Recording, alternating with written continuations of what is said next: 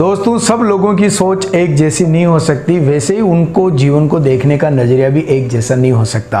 जैसे सिक्के के दो पहलू होता है, एक ब्राइट साइड एक डार्क साइड, वैसे ही हमारा नज़रिया भी दो पहलुओं का होता है, सकारात्मक और नकारात्मक। सकारात्मक सोच सदैव जिंदगी में आगे बढ़ाती है, खुशहाल बनाती है, मस्त रखती है। वहीं नकारात्मक सोच सदैव हमें परेशानियों में ही ले जाके पटक देती है। दोस्तों, एक बहुत बड़ी बिल्डिंग के नीचे एक लड़का बैठा हुआ था। उसने एक बोर्ड लगा रखा था। बोर्ड पे लिखा था कि मैं अंधा हूँ, कृपया मेरी मदद करें। वहाँ उसने एक कपड़ा बिछा रखा था, उस पर कुछ सिक्के पड़े हुए थे। काफ़ी लोग वहाँ आ रहे थे, जा रहे थे।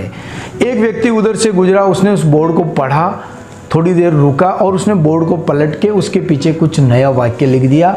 वाक्य लिख के और बोर्ड को वहीं रख के चला गया।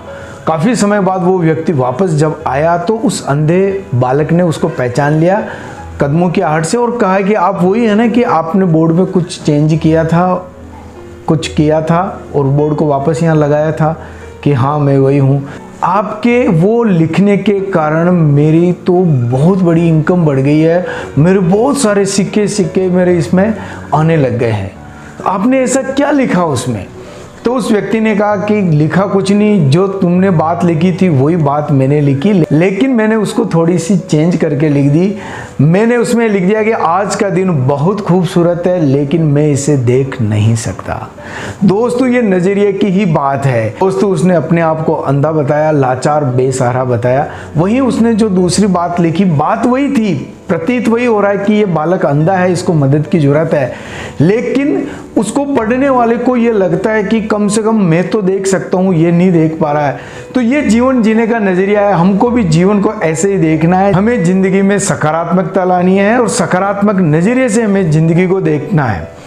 दोस्तों, एक गांव में एक बूढ़ी औरत रहती थी और वो हर समय दुखी ही रहती थी और दुखी रहने के कारण सब गांव वाले उसको दुखी अम्मा कह के बुलाने लग गए थे। उसके दुख का कारण यह था कि उसके दो बेटियां थी, दोनों बेटियों की शादी हो गई। एक बेटे की शादी हुई छाता बनाने वाले के साथ में, जो छाते का निर्माण करता था, और एक बेटे की शादी जिससे हुई वो पापड़ बनाने का काम करता था।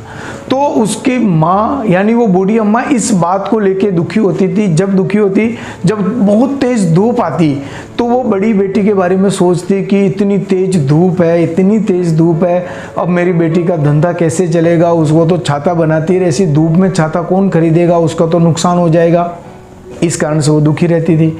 और जब बहुत तेज बारिश होती, जब बारिश का मौसम होता, तो वो दुखी रहती कि मेरी छोटी बेटी है, वो पापड़ का काम करती, पापड़ बनाती, ऐसी बारिश में उसके पापड़ कैसे सूखेंगे, उसका बिजनेस नहीं चलेगा। इस सोच के कारण वो बहुत दुखी और हर समय दूसरों पे चिढ़ती रहती थी। गांव में एक साधु आए। साधु को पता चला कि इस गांव में एक दुखी अम्मा रहती है और वो हर समय परेशान और दुखी रहती है। साधु उसके घर पे मिलने गए। मिलके और उससे दुख का कारण पूछा तो उसने बताया कि मैं अपनी बेटियों की वजह से दुखी हूँ, इस कारण से दुखी हूँ कि छाता बनाते तो धूप तेज होती है तो उसका बिजनेस नहीं चल पाता, और वो बारिश होती है तो पापड़ बनाती है, उसका बिजनेस नहीं चल पाता है। तो साधु ने माजरा समझा और दुखी अम्मा को समझाया कि आप एक काम करो, आपको सोचने में थोड़ा सा चेंज करना। जब बहुत तेज धूप निकल रही हो तब आप अपनी छोटी बेटी के बारे में सोचा करो। छोटी बेटी का बिजनेस बहुत अच्छा चल रहा है, उसके पापड़ बहुत अच्छे से बन रहे हैं, वो ज़्यादा से ज़्यादा पापड़ बना रही है, इतनी तेज़ धूप है तो उसका पापड़ का बिजनेस बहुत अच्छा चलेगा और इतने पापड़ इकट्ठे कर लेगी कि वो बाद में भी बेच सकती है। और जब बारिश होती तो बड़ी बेटी के बारे में सोचा करो कि इतनी तेज बारिश हो रही है, सब जगह बारिश ही बारिश है, तो बहुत अच्छा है, मेरी बड़ी बेटी का बिजनेस बहुत अच्छा चलेगा, उसका छाता बनाने का काम और दुगनी गति से चलेगा और वो इतने छाते उसके बिकेंगे कि साल भर वो उनके कमाई से आराम से अपना गुजारा चला सकते हैं। दोस्तों, हमारे साथ भी जीवन में ऐसा ही होता है कि हम परिस्थितियां हमारे हाथ में नहीं होती, लेकिन परिस्थितियों को देखने का हमारा जो नज़रिया है वो सदैव सकारात्मक होना चाहिए। जितना सकारात्मक नज़रिया है उतनी ही सफलता जीवन में मिलेगी। व्यक्तित्व निर्माण के वीडियो देखने के लिए देखते रहे व्यासवाणी। बहुत बहुत धन्यवाद।